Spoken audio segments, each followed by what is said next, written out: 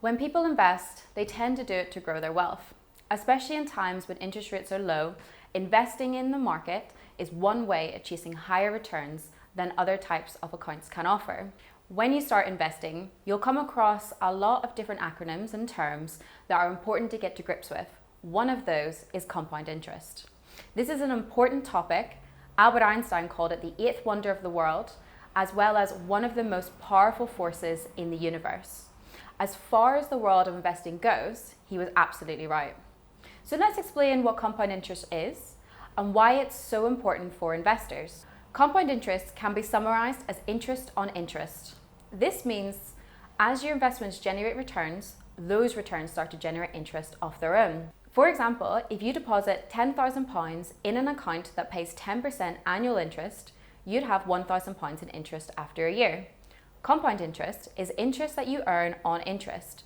So in the example, in year 2, you'd earn 10% on 11,000. This means that you'd get to £12,100 and not just 12,000. That extra £100 you earn is the effect of compound interest, and it tends to grow over time. In the third year, you'd start with £12,100 and you'd earn £1,210 in interest, £110 more than the previous year, and so on. After 10 years, following the theoretical example of a constant 10% level of interest, compounding interest would add £5,937 to the £10,000 of direct revenue. After 20 years, compounded interest would equal £37,275, up against £20,000 of direct revenue. This is because the effect of compounding interest is incremental, and with a steady rate each year, you would get a little bit more than the year before. These numbers are purely there as an example, and in real life, markets go up as well as down. They may, however, help you to visualize the exponential effect of compound interest over time. Naturally, the more you initially invest, the higher the effect of any compound interest is likely to be. Also, the longer your time horizon is, the more chance your savings will have to grow and start making their own returns. If you take a look at the chart and you see the difference that compound interest can make over time, it can lead to exponential growth, a snowball effect that can transform an investor's future. This means that your earliest contributions are often your most important because they have the longest time to compound. Over a long enough period of time, the interest generated by your profits can become much more important than the profits generated directly by your initial investment.